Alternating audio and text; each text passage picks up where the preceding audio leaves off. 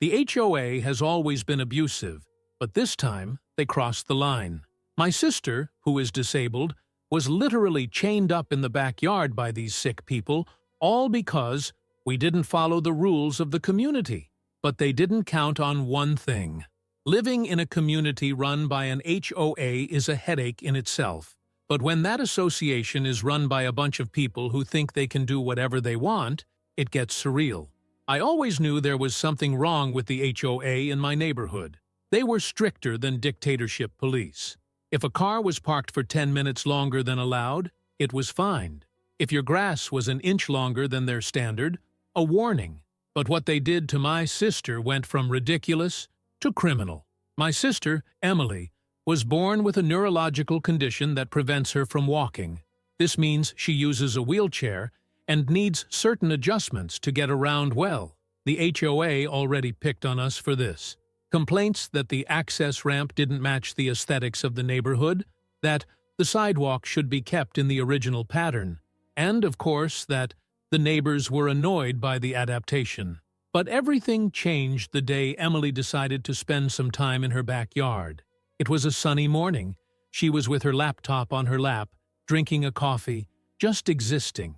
Something that, apparently, was a crime in that neighborhood. Because less than half an hour later, the HOA leader appeared on our doorstep with the expression of someone about to announce the apocalypse. She had that classic look of someone who spends her days making up useless rules. Hair starched with hairspray, clothes with too many buttons, and a ridiculous clipboard, as if she were an FBI agent overseeing a case of the utmost importance. Without even saying hello, she let loose. "Your sister can't stay in the yard." I blinked, expecting her to say it was a joke. "What?" The woman sighed, as if she were explaining something obvious to a dumb child. "The yard can't be used for this kind of activity. Only gardening and supervised meetings are allowed." I laughed. I had to laugh. "So you're telling me that my sister can't sit in the backyard of our own house?" She didn't blink. "Yes, it's in the rules. The rules. Those damn rules that nobody ever signed, but which they somehow decided were law." I tried to argue, of course. But when it comes to these people, arguing is pointless. They don't want dialogue, they want control. The woman left, but I knew she wasn't going to give up, and I was right. Because the next day, something happened that I never thought I would see in my life. I'd gone out to sort some things out, and when I came back, I got a shock. Emily was trapped, not in a figurative way. They had chained her wheelchair. I thought I'd seen wrong. I rushed over and, yes, there was a thick chain holding the base of the wheelchair to the balcony railing. And my sister? Well, she had her arms crossed and looked like she had already passed the panic stage and was now just waiting to see how far these people's insanity would go. "They said it's to make sure I don't disturb the neighborhood," said Emily, without even looking at me. I felt my blood boil. I tried to pull the chain. It was locked with an industrial padlock. Emily rolled her eyes. "I already tried, genius. The HOA literally chained up a disabled person." I wanted to scream. I wanted to set something on fire. But before I could do anything stupid, a thought popped into my head. This wasn't just a ridiculous violation of the rules. This was kidnapping. I picked up the phone and was dialing the police when I noticed something strange. Across the street, a black car with dark windows had been parked for a long time. I could have sworn I'd seen this car before. The same week, driving slowly down the street, in the market parking lot. And now, standing there, watching. It was then that a thought occurred to me that made my heart race. What if the HOA wasn't the only organization involved in something illegal here? What if that car wasn't there by chance? And that's when the tables began to turn. Because, unbeknownst to this woman, there was something much bigger going on in this neighborhood. And the HOA had no idea that it had been watching for a long time. My sister was trapped, chained up, as if she were an object. And all because the HOA decided that a disabled person sitting in their own backyard was a problem for the aesthetics of the neighborhood. I don't know what stopped me from simply kicking down the door of the woman's house. Perhaps the fact that I was still trying to understand the level of insanity I was dealing with? Emily, on the other hand, was incredibly calm for someone who was literally chained up in her own backyard. "Shouldn't you be more, I don't know, desperate?" I asked as I pulled the chain once more, to no avail. She sighed. "Oh, I'm past the desperate stage, brother. Now I'm just waiting to see how far these people will go." What annoyed me most was that they knew I'd left. They waited for me to turn my back, came into my yard as if they owned the place, and chained my sister up because they could. It wasn't going to stay that way. I picked up the phone and dialed the police. But before I could complete the call, that black car across the street distracted me again. Why was that car always here? The driver's window lowered slightly, just enough for me to realize that someone was watching. And then I understood. The HOA wasn't the only organization involved in something shady here. The FBI was investigating this neighborhood. It hit me all at once. If there's one thing the FBI does very well, it's gather information without anyone noticing. They don't just appear out of nowhere in a cinematic raid. They watch, they wait, they gather evidence. What worried me was, if they were investigating, it meant that this HOA was involved in something much worse than just abusing power. That's when I realized that I had no time to waste. I left my phone in my pocket. The regular police number. This was already a federal problem. I looked at the black car again. The person in it was still watching me. So I decided to do something risky. I raised my hand and waved. For a second, nothing happened. But then, as if I had passed the test of some psychological game, the car turned on its headlights and started moving slowly until it stopped in front of my house. Emily raised an eyebrow. "What have you done now?" Before I could answer, the car door opened. Out stepped a man wearing a black suit, dark glasses, stiff posture. He stopped in front of me, looked at Emily, looked at the chains.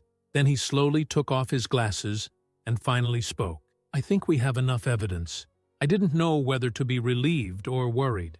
Evidence of what, exactly? The man turned to look in the direction of the HOA woman's house. "Evidence that this community is involved in something much more serious than you realize." The FBI agent walked over to Emily and looked at the chains. "This is a federal crime." Well, I already knew that, but the way he said it made me realize that it wasn't just about my sister. This agent didn't seem surprised, as if this was just another detail in something much bigger. I crossed my arms. "Do you want to tell me what the hell is going on here?" The man looked at me as if pondering whether or not to reveal something.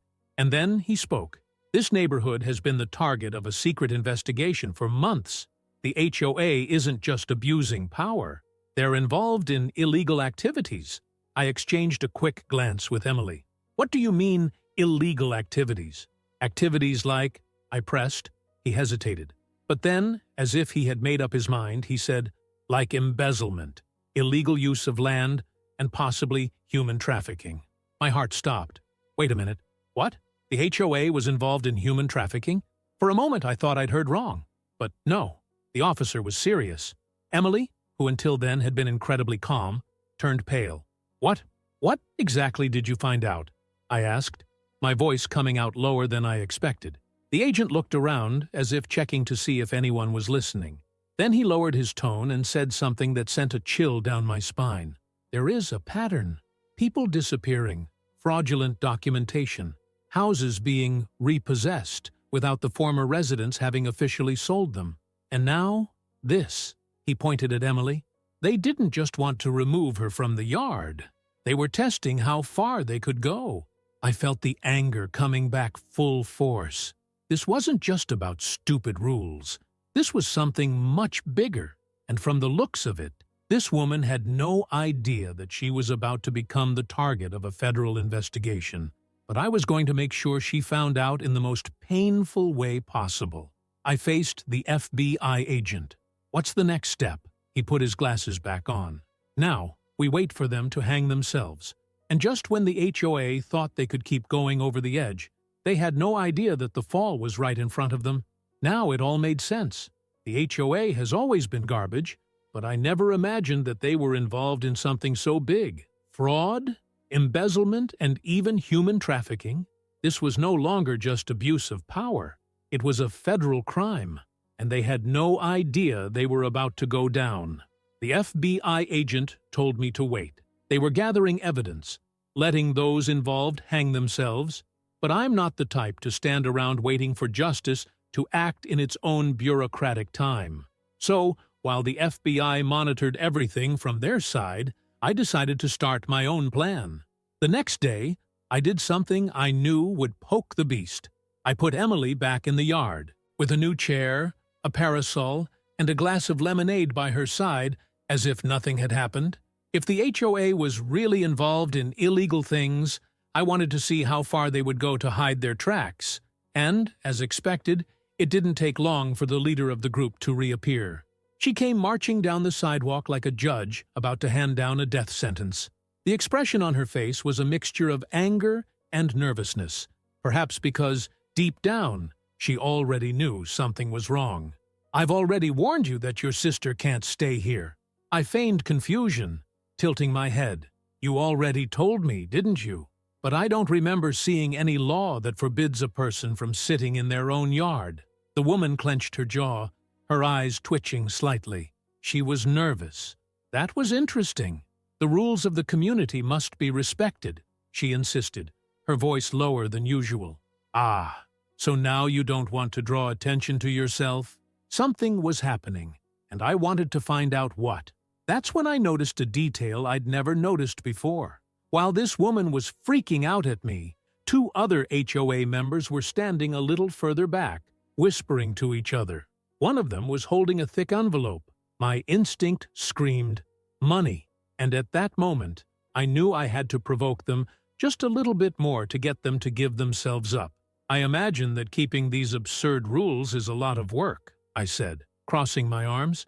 "It must be difficult to ensure that everyone follows the rules the way you want them to." She blinked a few times, suspiciously.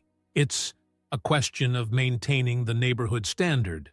"And does this standard," I continued, "involve buying people?" Her expression changed on the spot. It was a microsecond, but it was enough. Her face went as white as paper, and the 2 HOA members standing behind her froze. There was the confirmation I needed. They were involved in something much bigger. If there's one thing I've learned about criminals throughout my life, it's that the more they think they're in control, the more reckless they get. So I did exactly what a stubborn and insufferable guy would do. I kept teasing. Emily, who had already understood my game, smiled and picked up her cell phone. "Do you want me to record this conversation? It'll make great content." The HOA freaked out. "You can't do that!" the woman screamed, her face turning red. I laughed. "But what about freedom of expression? Or is that outside the rules too?" That was the last straw. The envelope that the 2 HOA members were holding fell to the floor, bursting open, and right there, in front of everyone, I saw what they were hiding: piles of money. And among the notes, documents with names and addresses. I knew I couldn't touch it without a warrant, but I didn't need to, because the FBI was already watching. Exactly 9 minutes later, the first black car appeared, and then the second, and the third. I already knew what was happening, but the HOA didn't notice until it was too late. The agents came out of the cars like an avalanche. They knew exactly who to look for. And then something happened that I'll never forget. The woman, the leader of the HOA, looked at me with pure hatred and whispered, "What have you done?" "Nothing. You did it all by yourself." And before she could answer, FBI agents surrounded everyone. Hands where I can see them. Now. Silence filled the street. One of the agents picked up the envelope from the ground and looked at it quickly. It was everything they needed. Names, illegal payments, an entire scheme to defraud and disappear people. And then came what I had been waiting for the most: the handcuffs. First on the 2 HOA members, then on her. And it was there, right in front of everyone, that the woman finally understood that her downfall was inevitable. She tried to argue. She tried to scream. But no one there was going to save her. And what about me? I just crossed my arms and watched, because finally, After years of abusive power, the HOA was crumbling. And my friend, it wasn't over yet. The whole street watched in silence. The neighbors, who had once been afraid to stand up to the HOA, were now paralyzed, staring at the surreal scene unfolding in front of them. The leader of the association and her cronies being handcuffed by the FBI. And what about me? I was savoring every second of it, because this woman had spent years overseeing everyone's lives, dictating stupid rules, threatening anyone who didn't obey. But now, she no longer had any power. The only regulation that mattered now was federal law, and from her terrified expression, she knew she was in trouble. The agents were in full operation, while the neighborhood finally woke up from its lethargy and began to react.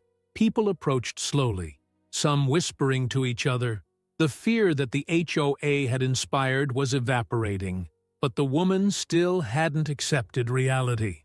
When one of the officers started escorting her to the car, she went into desperation mode. "I didn't do anything wrong," she shouted, trying to get free. The officer ignored her and continued walking, while another read her rights. But she still wouldn't shut up. "This is a mistake. It was him." And, out of nowhere, she pointed at me. "He stored evidence against me. He set the whole thing up." I let out a laugh. Really? Did she really think anyone would fall for that trick? The officer didn't even blink. "You have the right to remain silent, and I recommend that you use that right now." She tried to resist, but was thrown into the police car a little more firmly than necessary. Well, I seized the moment. I bent down slightly, and, before the car door closed, I let go. I don't think that's within HOA rules, is it? The look she gave me could have burned a hole in the ground, but there was nothing more she could do. Her empire of terror had fallen. After the cars left, the neighbors began to crowd around. What had once been a neighborhood dominated by fear was now buzzing with gossip and celebration. "So that's what's been going on all this time," one lady commented, shocked. "I knew those secret HOA meetings were suspicious," another said. But the best part came when one of the agents approached me. "I have to say, you were a great help in wrapping this up." I crossed my arms, feigning modesty. "Well, I just did what anyone would do when they see criminals running a neighborhood." He smiled. "Not everyone has the courage, but rest assured, this HOA is over." And yes, he was right. Over the next few days, the truth began to spread. The investigation revealed that the HOA was involved in a scheme of real estate fraud, money laundering, and, yes, human trafficking. They used absurd rules to force residents to sell their homes for low prices. They then resold the properties illegally, embezzling money and relocating residents who often disappeared without a trace. It was much worse than I imagined. And the craziest thing? My sister was almost a victim of this scheme. That attempt to remove her from the yard wasn't just some tantrum. It was a test. They wanted to see if they could control her, if anyone would notice if she disappeared. And when I realized that, my blood ran cold. Because if I hadn't interfered, Emily could have simply disappeared. But she didn't. And now, no one else was going to disappear in this neighborhood. With the arrest of the leaders, the HOA was dissolved. The documents showed that most of the rules they imposed weren't even legal. They just relied on people's fear to maintain control. And without that fear, the neighborhood changed from water to wine. In the following months, everything the HOA did was undone. Undue fines were canceled.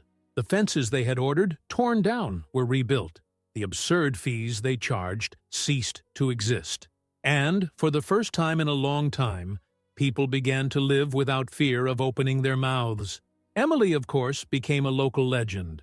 Not only did she become a symbol of resistance against the HOA, she even managed to get an accessibility project approved for the neighborhood. Irony of fate. The woman who tried to put her in chains ended up in jail for real. Well, the trial was a show apart. When the evidence came to light, she tried to play the victim. "I was just following orders. I didn't know what was going on." But the judges didn't fall for it. In the end, she got a considerable sentence. And, ironically, she ended up in a place where the rules really are unbreakable. A cell. With bars, strict rules, and no authority to impose her ridiculous will. If there's one thing this woman has learned, it's that power doesn't last forever. You can reign for a while, you can boss others around, you can abuse your position. But one day, the house always falls.